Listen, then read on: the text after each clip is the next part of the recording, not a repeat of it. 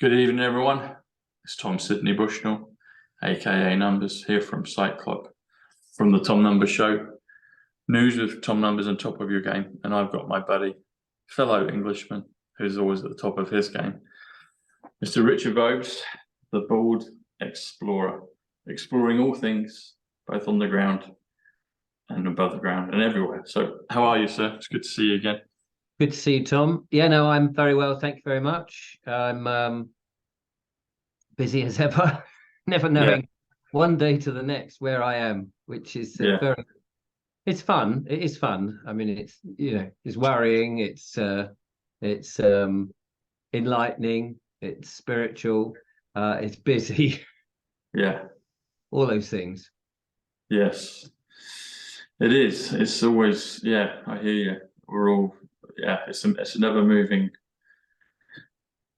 I say target. We know the target, we know the destination, but to get there's always, it's not a straight line, is it? It's always weaving. It's always weaving. It's always weaving. It's interesting you said about spiritual. Spiritual is 125 in the numbers. So when I talk about numbers, it's the order of the alphabet. A is 1, first letter, B is 2, C is 3. But yeah, spiritual is 125.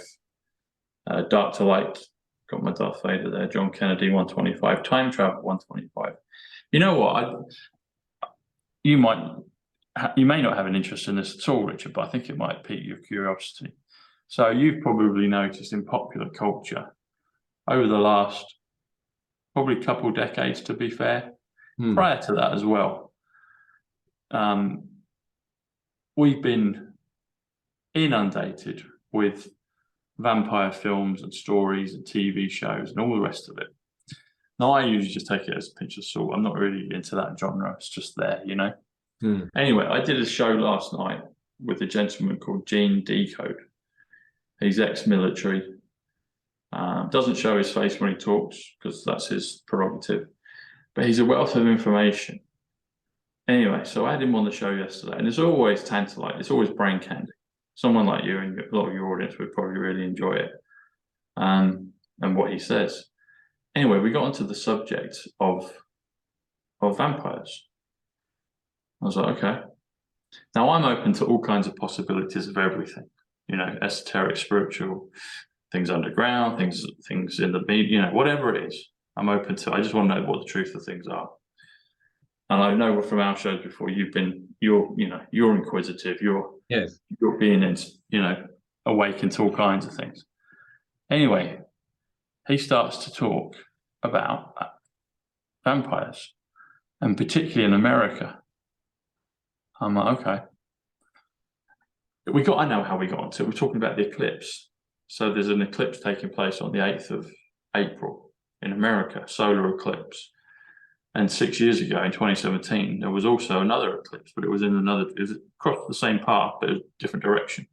So they intersect. There's an X kind of in the middle of the United States, a place called Carbondale, Illinois. Anyway, we kind of went up talking about that, and I said, well, in the year of X, because X in numbers is 24, in 2024, you've got Carbondale, you've got the whole thing of DNA with carbon being upgraded, the AOA silicone. Humans are carbon. That's why they got the whole thing of carbon footprints and watch all that. So, it's a bigger play on words of, humanity. Anyway, so we got onto this, and he says, he brings up the thing of Abraham Lincoln, the Vampire Slayer. Now, there's a film called Abraham Lincoln, Vampire Slayer. I've never watched it, but the name rings a bell, and I looked at it, and of course it's there. It's like, wow. So he started talking about how that was actually based on something that was real. Oh, right. And there's an area. He didn't say the area. He gives a bit of a description, but he's got his reasons for not saying the exact area. But he says back then there was this issue, and vampires, by legend, myth, they don't die really unless they're killed in a certain way. And quite long story short, there's an area in America that supposedly is designated for vampires, almost like an Indian territory, but this one's for vampires. I'm like, wow. And he made the connection between going back to the time of Jesus Christ and Judas Iscariot. So Judas Iscariot was the disciple, the apostle that betrayed Christ for 30 pieces of silver. Just as I'm saying that, the VOBES thing just flashed in the background. Oh, yeah, the It's on the blink. Been doing that for a while now. So. All right. It will probably flash when we're talking about key things. Yeah. But then he said, so it's all to do with Jesus Christ and Judas Iscariot, and he betrayed Christ for 30 pieces of silver. Now, one of the things that vampires are allergic to is silver. Holy water, silver, and I think a stake through the heart, Yeah. And I was like, okay. And then he makes the connection with that, and then says, yeah, Abraham Lincoln was basically killing off he was a vampire slayer. And then they came to a treaty, it kind of came to a peace deal, like, okay, you guys can exist, do your thing, but you're not allowed to come out, you're not allowed to interact and damage the rest of humanity, and vice versa. So we leave you alone, you leave us alone. And I thought, this is so important and interesting. Then we talked about Romania, because that's where Transylvania is. You've got Transylvania, that all. I'm like, okay. And then he said, well, because legend or scripturally, it says that Judas was hung on a tree. That seems like that wasn't the case. He was cursed by God. And one of the first places he went was Romania. And that's where they originated. So he was the original vampire. And so his progeny is this whole vamp thing.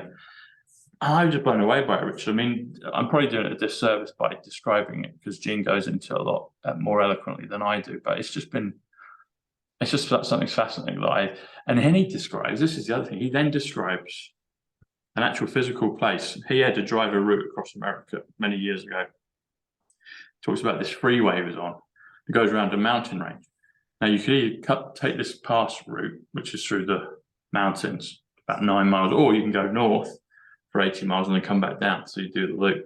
So he decided to take this cut through route. And he says he encountered vampires. And he even had to fill up his petrol in the car, and the cash register person was a vampire. He saw the eyes glowing. Then he got through the other side of that, settled, I think, one morning having breakfast at this cafe, and they said, oh, you look really tired, you look kind of exhausted, like, what's been going on? I said, well, I'm actually traveling from California to Florida, but I've had to take this route. And everyone in the restaurant, in the cafeteria, just, you could hear a pin drop, and they all like, wow, you went through. So he's like, yeah. So they knew the locals knew what goes on there. And then we're amazed you got through, and they all started giving him donations and patting him on the back and everything, just saying, wow, you've survived that, So the local people knew. That's just incredible. I mean, I've done a few road trips in America in my time. I don't think I've been to this place. I have encountered a few different energies. Deadwood was one of them. That was a weird place, and there's a TV series made about it. But I ended up accidentally, serendipitously, spending some time there for a couple of days. And the energy was very, very, very peculiar, really weird. I couldn't put my finger on it, just very strange. Right. And I was like, well, this is the same place that's talks about kind of hell, this place, Deadwood. And it was a mining place for gold and silver. And it's like, and I've physically been there, and it was weird. And I can't put my finger on what it was. Anyway, I'm sharing it with you because it's something that happened. I did this show just 24 hours ago with Gene. It's up on YouTube now, and then he shared other information about other things, and it's just weird. President Trump also said something. This is the other thing, and I haven't got to the end of it, but I think there's something to this. I saw a short clip of President Trump just maybe a week and a half ago, and there's a podcast set of brothers. I don't know if they're real brothers. They're called the Nelk Boys. I don't know if you've heard of them. They're big podcasters, like millions and millions of followers. Right. You've got the Tates as well, and the Tates have actually done a thing where they live in Romania. I'm like, why are the Tates in Romania? What's that about? But there's an actual clip where the Tates do a thing with one of the Nelk Boys. They pretend to steal his girlfriend from him and stuff. So it's all surface stuff. But I was like, hang on, Nelk Boys, because President Trump said about these Nelk Boys, and he's had them at Mar-a-Lago doing shows, podcast shows. And then he's recently just had another bit. I think they went to the wrestling or the cage fighting, and he said to them in person. He said in front of everybody, he just seemed like a congratulation, but he said these guys are monsters, pointing to the Nelk Boys. He said, it's really strange. You wouldn't believe it, but these guys are monsters. And that caught my ears. I was like, and then I asked Gene about it. And then Gene said, yeah, that's probably the case. I was just blown away by it. It's something that's just kind of come into my thing, and there's just like, well, yesterday, and then this clip with President Trump. It's just bizarre, and I guess it's just something I find quite fascinating. It's like these other possible things in our world that we're not aware of, but we've always been told about. And then when you realize, actually, maybe this is actually true, and then other people like Gene, I trust Gene. Gene has said he's seen them. So anyway, what's new in your world, buddy? Well, not vampires, I'm afraid to say. Not vampires or monsters. Luckily, I'm very thrilled. Other than, I suppose, authority are pretty monsterish at the moment. A lot of people suffering. We're all seeing the ramping up, it seems, of the cash machine. The cash cow to get money from every single possible angle that there is, with the entrapments on the motorways and we're starting to see the council tax, are we not, dropping on people's doors as a little bomb ready for people, inflated up, a huge amount of cost there. It's gone up again. It's gone again, yeah. And it's highlighting the things that need to be highlighted. Yeah. Vampires and council tax. What a concoction of death and taxes. Well, I imagine a lot of the councillors are vampires, aren't they? They're sucking the blood out of people, effectively. Yeah. They're sucking out the energy of people. There's no humanity in these sort of people with the way that they come after you. You can be as poor as anything, and all the pretense that they're, oh, well, if you can't pay, then don't worry. But ultimately, they're going to bleed you dry.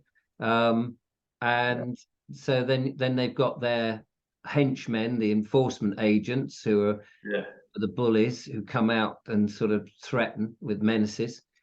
And they've got no power at all, but they pretend they have because they're bullies. And you've got innocent people, the stories that people share with me, I wish they wouldn't really, because they share these terrible stories of these old, vulnerable people who are being, there was one quite recently of this disabled woman, I think it was, and she was taken, her house was repossessed, and she was left on the street. They boarded up the house, and she was just left there. And because of council tax. Well, I don't know quite what it was, and it can't have been that. It must have been a bit more than that, because I think, to get to this point, she was probably quite belligerent. I don't know. But to have somebody either with learning difficulties or disabled or whatever it is, or mental health issues, and then just leave them on the street and say, thanks very much, we've changed the lock, so we're going now, bye, and just sitting there going, what do I do? Oh, it's raining. I'm getting wet. What happens to me now? And I don't know what happened to her. I don't know whether somebody took her in. Wow. It's only so long you can sit outside the house going, what do you do? Other than wither and die. That's awful, isn't it? So your finger on the pulse in these matters are more on it than mine. Right. The councils. Yeah. So Nottingham Council was publicly shown that they were bankrupt. I think there's some others. Birmingham as well. Have you seen? Are there many more that are bankrupt? They're just not declared it right now. Well, most of them seem to be on the verge of bankruptcy. They've all got hundreds of millions of pounds in debt. They're all insolvent, which then begs the question: how can they trade? Now, they pretend they're not businesses, but we know that they're businesses because through various mechanisms, they're either registered on. You've shown that, haven't you, a number of times on your shows? Yeah. They've got DUN numbers, and they say, "Oh, but that DUN number doesn't mean that we're that Dun and Bradstreet." Yeah. That doesn't mean that we're a for-profit business, but they're registered on these places. They're not an assembly of people who've been given a charter. Some of them can't find, and they've been asked this, where is your charter from the king to say that you are a council? And some of the parchment, we want to see the parchment and the seal where you can Where's your Magna Carta? Let's see it.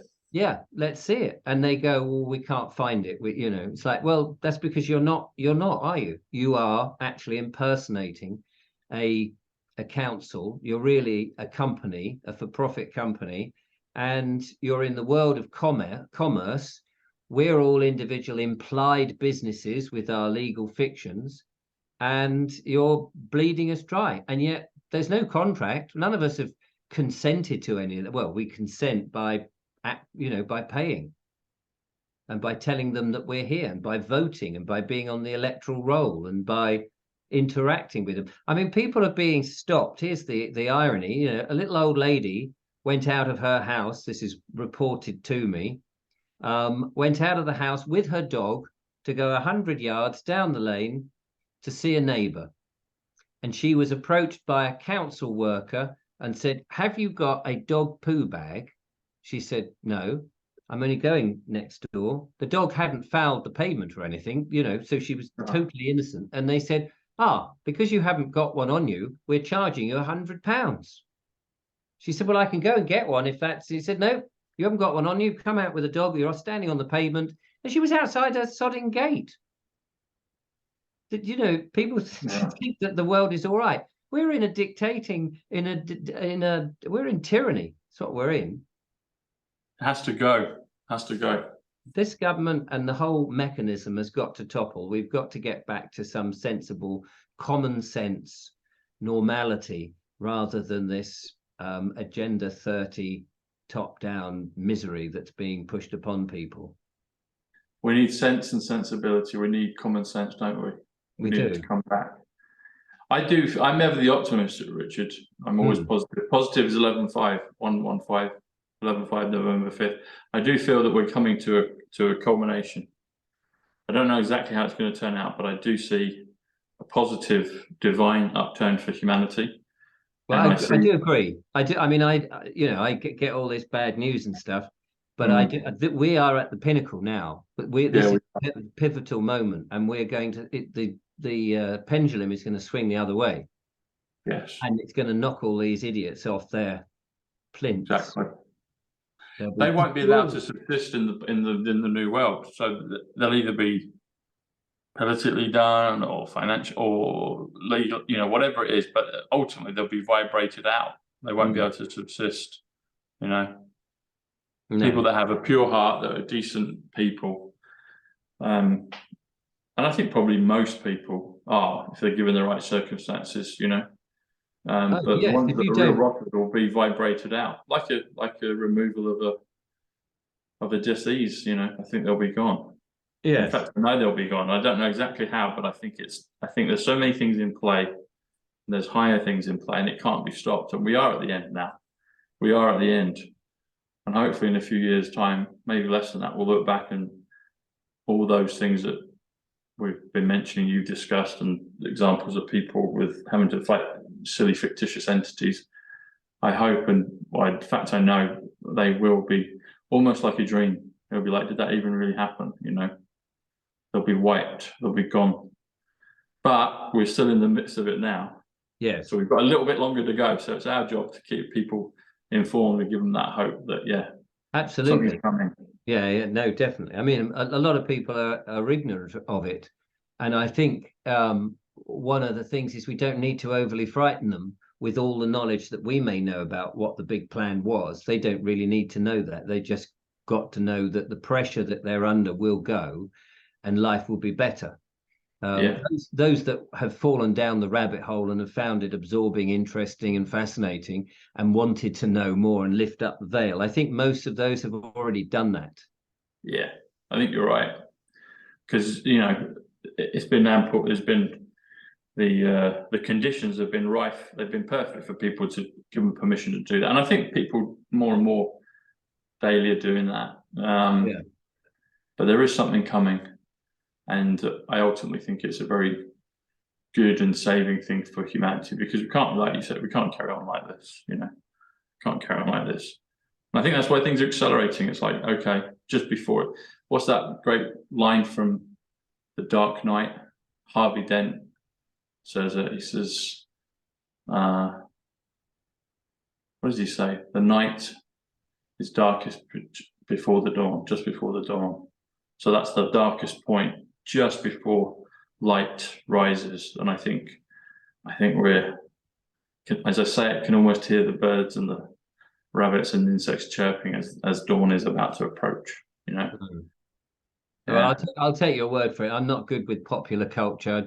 I avoid most modern films, and even more now because they're all full of this nonsense that's supposed to be telling us what's going to happen and influencing our lives. I don't watch television. I don't watch Netflix. I try to avoid the adverts, all the stuff that is trying to tell us how we should live. I avoid it. So I don't really know what's going on in the world. I mean, I have vague notions that there's something going on in the Middle East and vague notions about Ukraine, but I don't watch it and don't get involved in it because, to be honest, I don't know who to trust. Same here. It may not even be happening.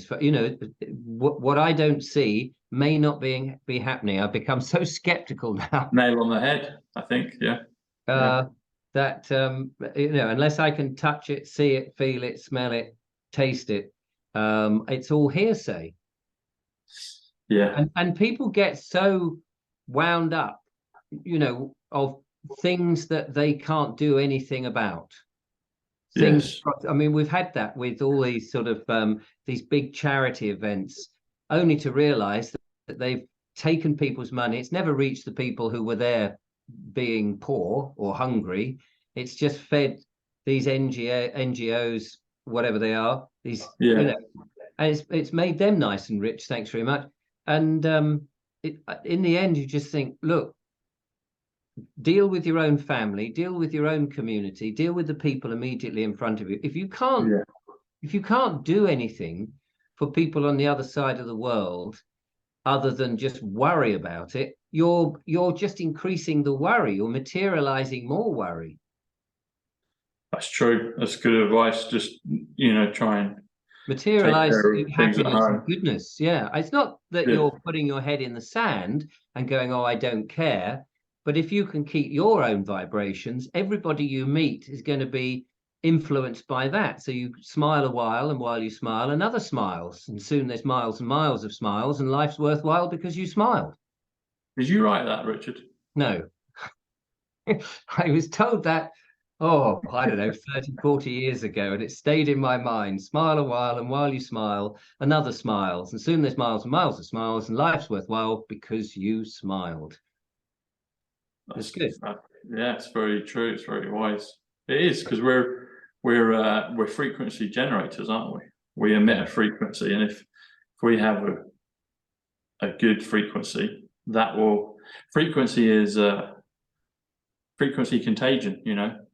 It's like if something is at a high enough amplitude and it's a good frequency, then it's going to catch the others. And the same thing can be true on the the negative ninny side. You can influence others and they can get it. But if you can have a high frequency, then you can, i.e. smiling. Yeah. Even smiling to a frequency, that's it's going to affect others. And that might be the only positive thing in their day, maybe. Well, it is absolutely incredible that somebody comes up to you and they just say something like, I like your jacket, or I like your hat, and you go, oh, thank you very much.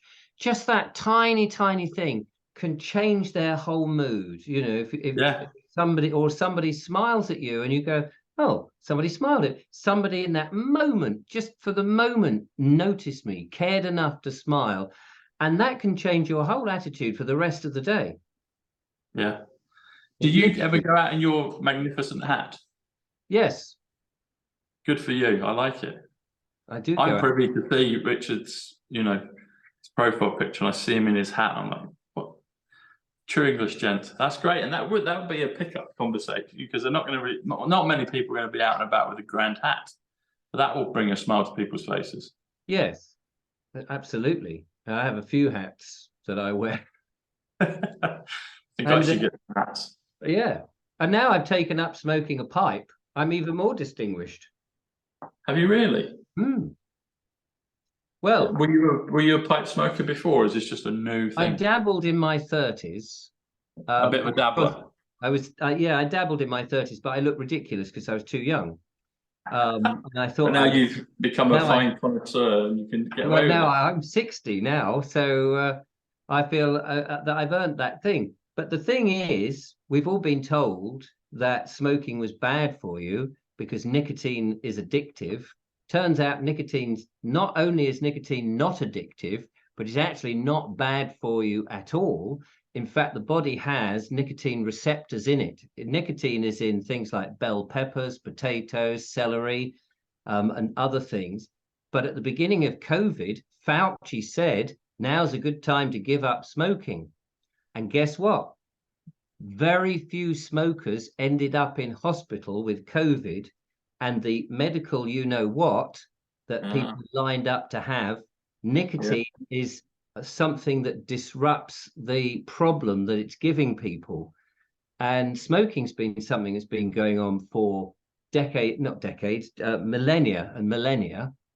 People have smoked all sorts of different substances, but tobacco, somebody sent me a book about it I don't know, 2 months ago now, and I've seen another book and I've heard other people now talking about it, starting to bubble around.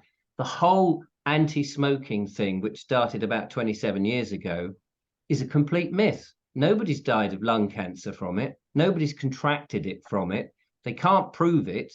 It's a myth. Now, I'm not saying that it's completely healthy, but what I'm saying is it's not the big beast that everybody thought it was.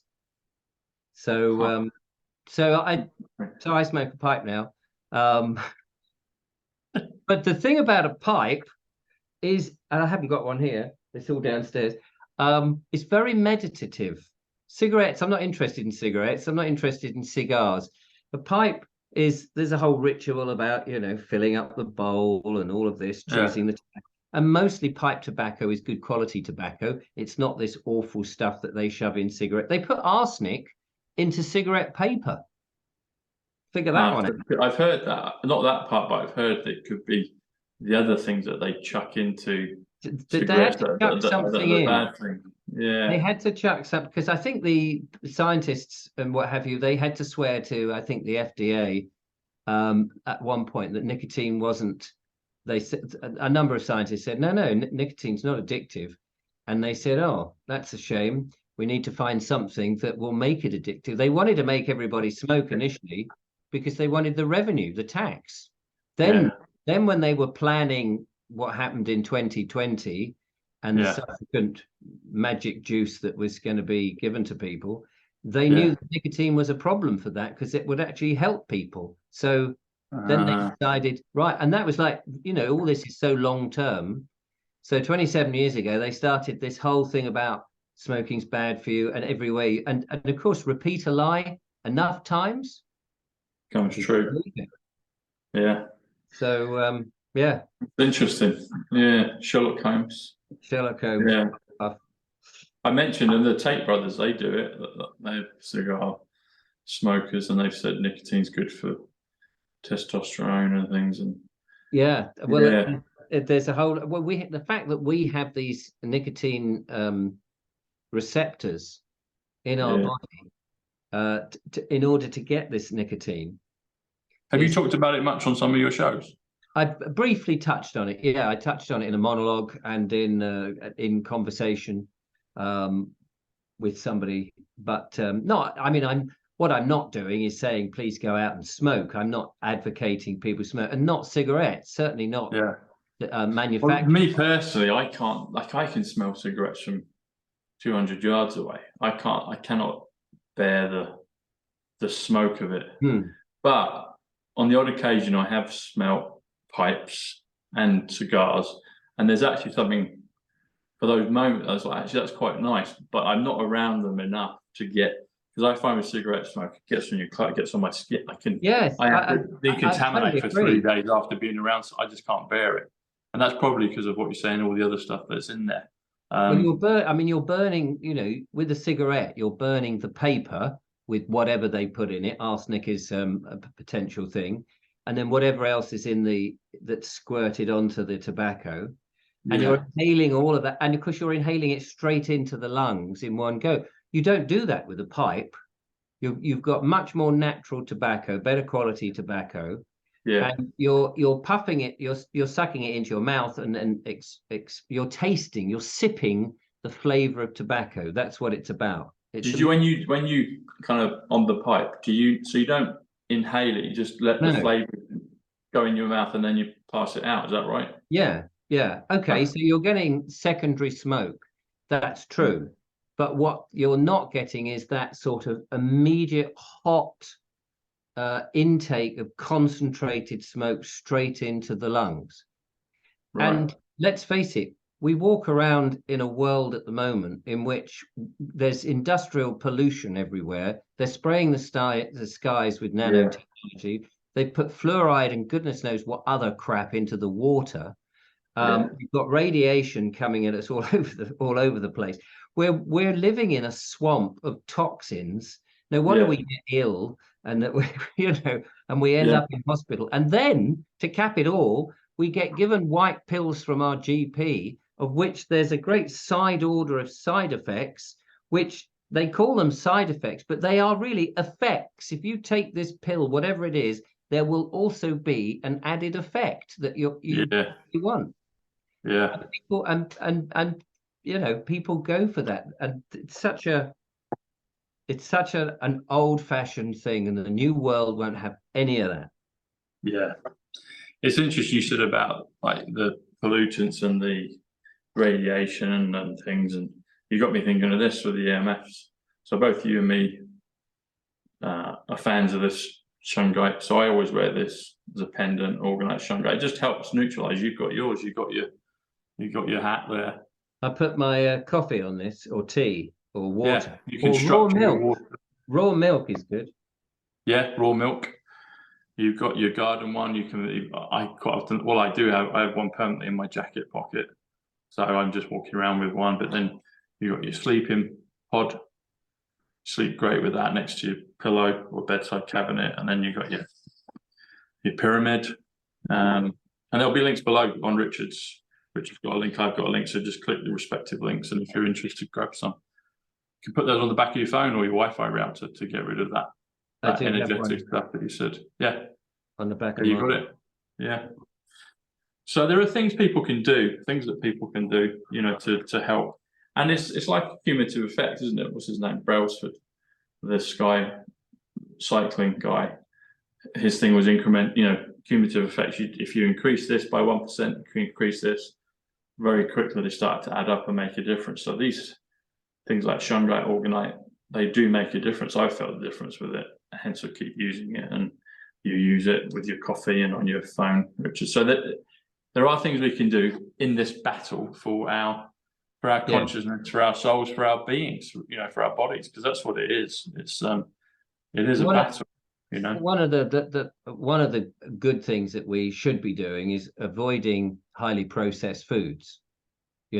Supermarket food. The days of supermarket food. We're at this pivotal point. If people keep going to the supermarket and buying whatever food that they get in there, that colorful stuff, which is really just enhanced chemicals, the next step is Bill Gates' synthetic burgers and all of this artificial stuff. We lose our farms. So we need to go and have real food, as near to organic as you can, but it doesn't have to be organic, but from farms, from animals that you can actually see and touch and smell. That's what eggs, meat, dairy, raw milk. I saw someone said this a few months ago, and they basically said, if you look on the pack of something, and if it's got more than 5 ingredients, and probably stay away from it, probably, it's got more than 5 ingredients. Anything that's processed has been a stage from its original state. Now, some things like cheese and butter, they're processed because they go through a process from the milk, but that process might be a very simple process or a natural process that's just curds and whey's been around for thousands of years, doesn't it? But you're not taking out the nutrients and then putting in other chemicals, and you're not putting in coloring or flavorings or things to keep it on the shelf so it looks fresh, but that actually when you eat it, there's nothing in it, and all the chemicals are doing damage to you. So we've got to, supermarkets are there to cause it. And people like Sainsbury's, they've just launched a new plan, and you can go on their website and see this, so it's not inflammatory or anything, but their plan is to grow food synthetically and sell it in their branches. They're they're telling you what they're going to. Probably will be very inflammatory. And yeah, the result will be yeah. In the body.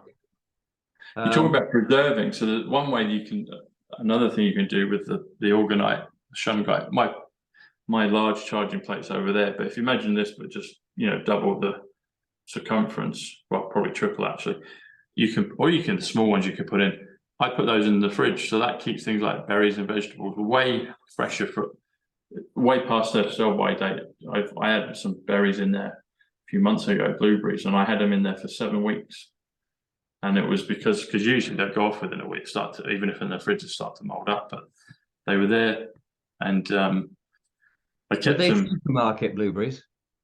They were, but they were probably the best quality ones you could get. They were knocked down a bit, so I was like, "Oh, that's a bug. I'll go grab that." I hadn't actually opened it. They had like 4, they were.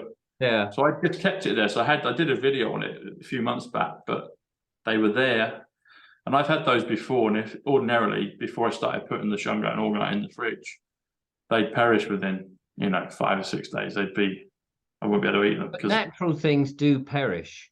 I mean, real things. That's what I'm saying. So natural things do. What I'm saying with the orgonite and the shungite, because of the properties with it, it has this preserving effect. It's a bit like with the pyramid. So, they could preserve things in there for thousands of years because of the scientific structure that they would do when they built it. And so what I'm saying is there's a similar thing with, there's a pyramid. There's a reason they do the shungite orgonite pyramid. But there's certain things that don't seem to, on the surface, unless you really understand them, but if you just try them out, and I know when I did that with the blueberries, they kept for 7 weeks, 49 days I had them. And I was like, well, actually, I should chuck those out. No, they're really fresh. They looked even plumper than when I bought them. So I gobbled them down and they were perfect. Because that's when I started putting the plate in. So anyway, there are things we can do to preserve and protect. Yeah. But really, you don't want to be preserving supermarket foods because they've already been filled with stuff to begin with. Go natural. Go get fresh, proper. I'm not telling you what to do, but this is what I do. Try to do. We went to the farm shop today. It's 7 miles there and 7 miles back, so 14-mile round trip. The supermarket's at the back of my house. It's at the back of literally at the back of my house. But I won't go. I haven't been in there for about 3 or 4 months now. They've got too many cameras surveilling me to see exactly what I buy. They're taking my. Do you get all of your? That's a good idea, actually, Richard. Do you get all of your food from farm or farmers markets? Is that where you go now? It's farmer shops, and you've got to go to good farmer shops. It can be expensive, and people go, "Oh, but I can't afford it." But the thing is, if you eat proper food, you don't need as much of it. You don't need as much because your body is being filled up with the rubbish. And I get a veg box from Riverford, and other veg companies are available. I get one of those each week, and I have a budget. And Julia does a similar thing, and we sometimes pull resources and cook. We've had this evening, just before we recorded this, the most lovely casserole, braised beef. I forget how much the braised beef was. Put it in. I'll be around next week, Richard. That's it. Put in your veg, put it onto the stove, slow cook it, and the meat is sublime. I mean, it's just, and I've compared it with supermarket stuff when we first started doing this. And the trouble is, once you go down the route of farm shop food, proper farm shop, real farm. Once you go farm, you never go back. You don't go back because you just go, there's no taste to this. It's rubbery. And if people love their animals, if farms love their animals, and those animals are slaughtered as close to the farm, and they've been looked after, so there's no terror at death, and they've not been traveled for miles and miles in the back of the lorry, all of that affects the meat. Yes. And you're getting negative energy in that food. So industrial food has got loads of negative energy in it. Whereas you can't these days, you can't have an abattoir visit, which is a shame, a mobile abattoir coming in and just sort of deal with it, unless you're doing it yourself privately in the middle of the woods and nobody knows. So it has to go some distance. But on an industrial scale, you see these massive lorries with these poor animals shoved in there, and it's just atrocious. Yeah. So yeah, I mean, real good quality meat. It's absolutely, and you don't need that much. That's that's the myth. You're not that hungry, especially if you move about. Most people sit around, and because of that, they start putting sugary stuff in, which continually makes them hungry. Yeah. But if you cut out the sugar and eat proper food, you wouldn't be hungry. But moving about is a good thing rather than, I feel sorry for people who have to work in, say, call centers with strip lighting, screens in front of here. They're not getting any vitamin D from the sunshine. And it's not me preaching, because I feel sorry for people like that. And I wish I could. Is that a Bible I see next to you there, Richard?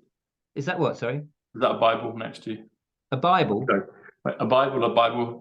We haven't heard it. I'm just teasing. When you said I'm not preaching, I said, is that a Bible I see next to you on the desk? Yeah. I'm just joking. I've got a big old Bible here. Look.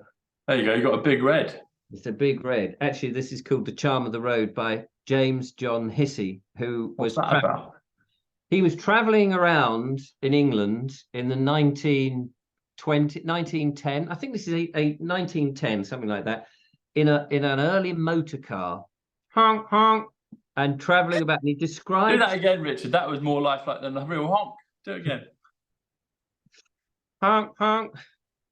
Julia's honk is much better honk, than honk. Julia's honk is much better than yours. Yeah, I know that came out wrong, didn't it? That wasn't supposed to sound like that. Yeah, and so well, good for Julia.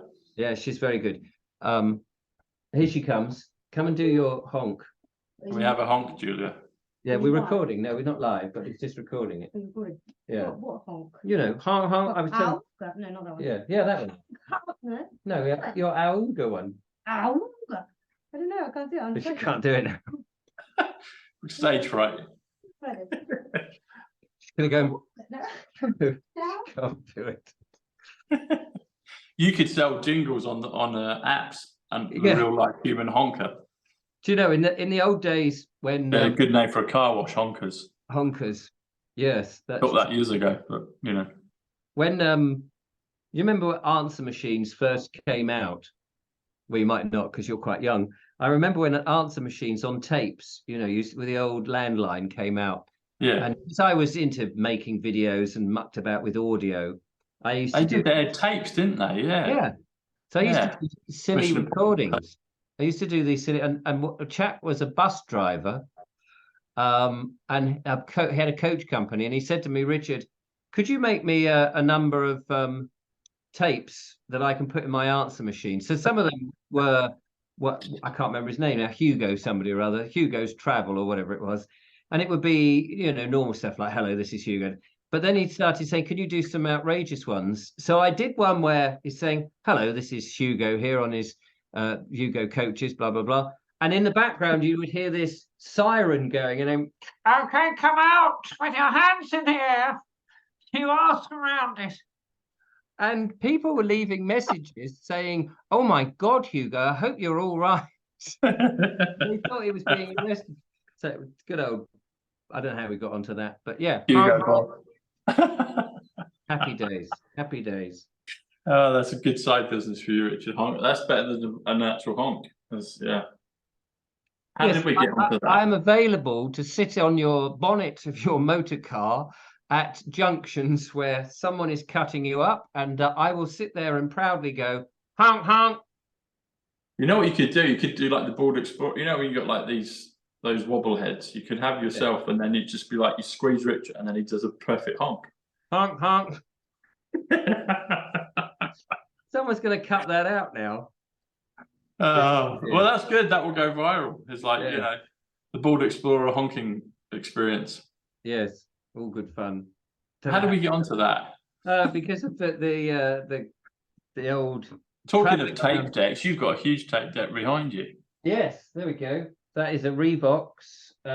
It is not a Nike or an Adidas, a Reeboks, yeah. It's a Reeboks A77, which was the sort of the amateur top end in its day, and then there was the B77, which you found in the sound studios. I always wanted a B77, but I got that secondhand, donkeys years ago, and I was so chuffed when I was editing Super 8 film and things like that. It was great. It doesn't work now because I need to get a little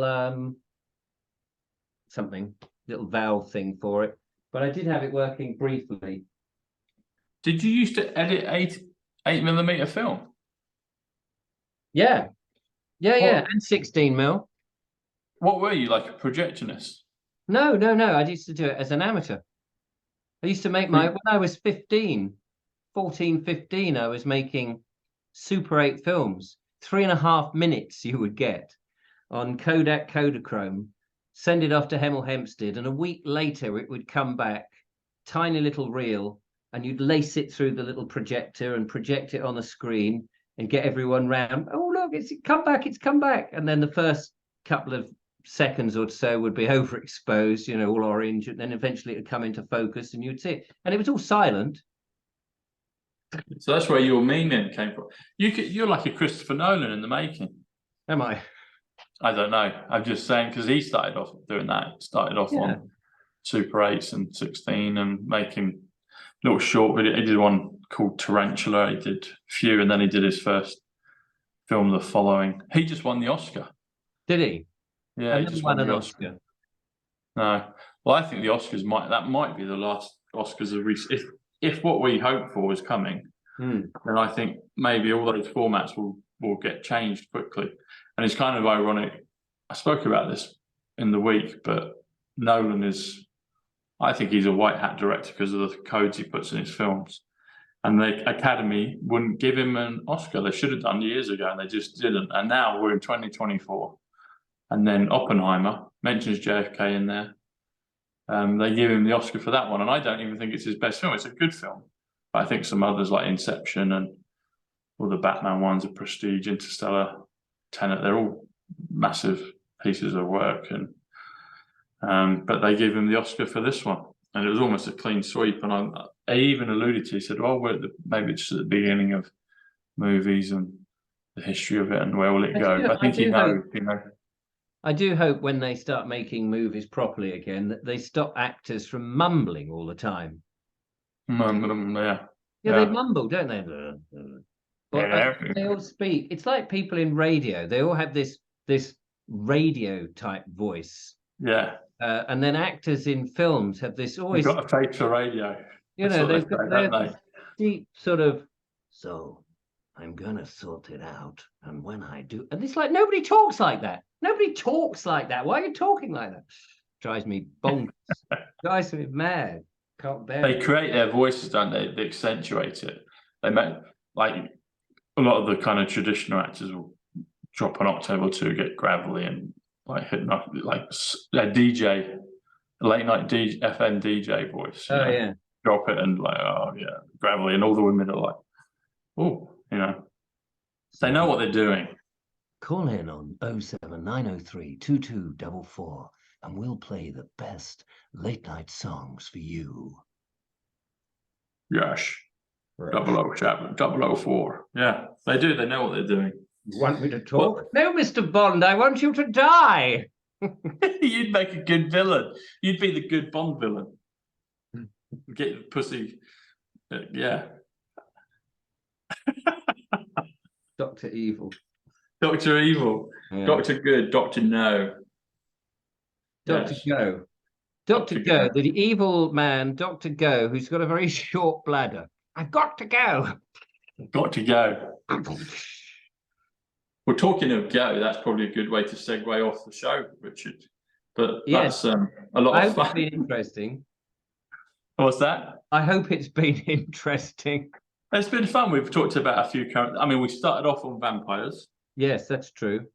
Then we went into farming and a bit of, council tax and stuff. And then we just ascended into meme and 8mm films and editing and just a few impersonations, honking, Honking. So we've got to have a bit of fun, haven't we? We've got to have a bit of levity. Yeah. Amongst what we're doing.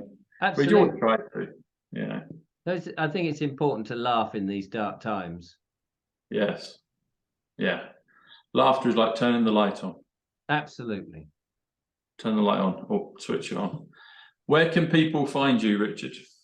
In the dark. No, they can find me.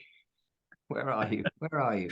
Well, if you're looking for find in the me dark, take on a call. YouTube. On YouTube, basically, Richard VOBES, YouTube, I'll pop up like a bad penny. At Richard VOBES is the best place. I have a website, richardvobes.com, but it's YouTube is my main. Are you on the Twitter sphere on X? I do have it, but I don't really use it very much. I'm not keen on Twitter myself.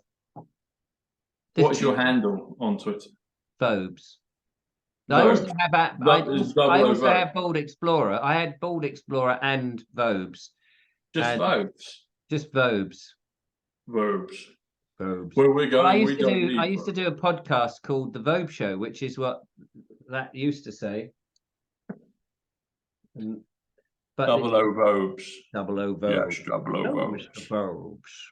Oh, Mr. VOBES. But what brings you to here? And Richard of Biggleswade.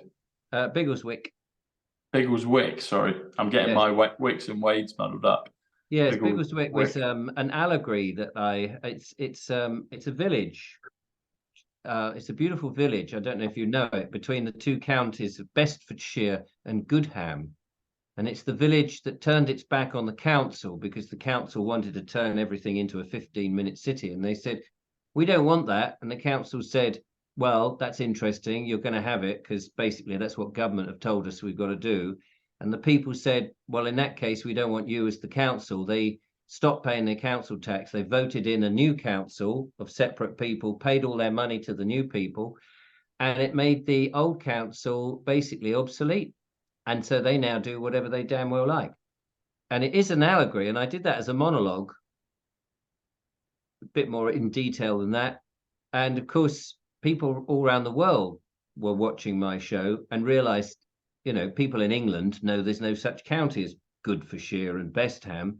Well, that's what I was going to say. I was like, yeah, where is that? Bedfordshire and Goodham. Yeah, where is it? Yeah. Where is it? But people in New Zealand, in Australia, and America didn't know that. And so I was getting messages of people going, hey, Richard, I'd really like to talk to the people of Biggleswick.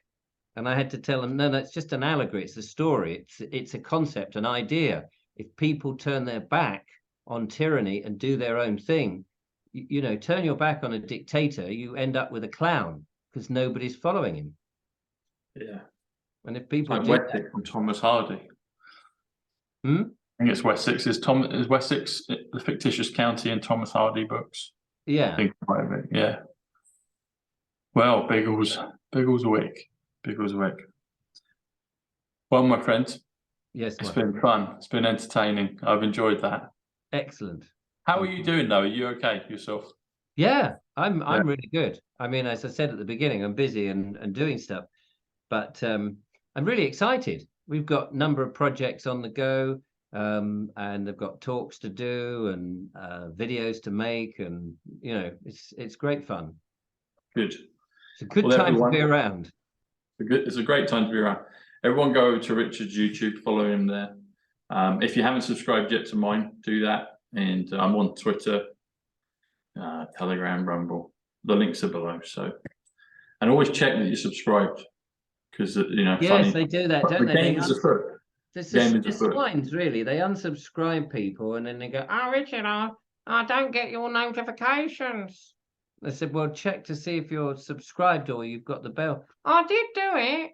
Yeah, but sometimes they undo it for you. Been a very naughty boy. They undid it. Been a very naughty boy. So always double check. Yes. For some reason, they like to do that to me and Richard and other people. So annoying. Yes. All right. Fine, sir. Godspeed. Live long and prosper. I shall. At least till next time, anyway. Thanks, Richard. Take care, buddy. Take care. Bye-bye. Bye.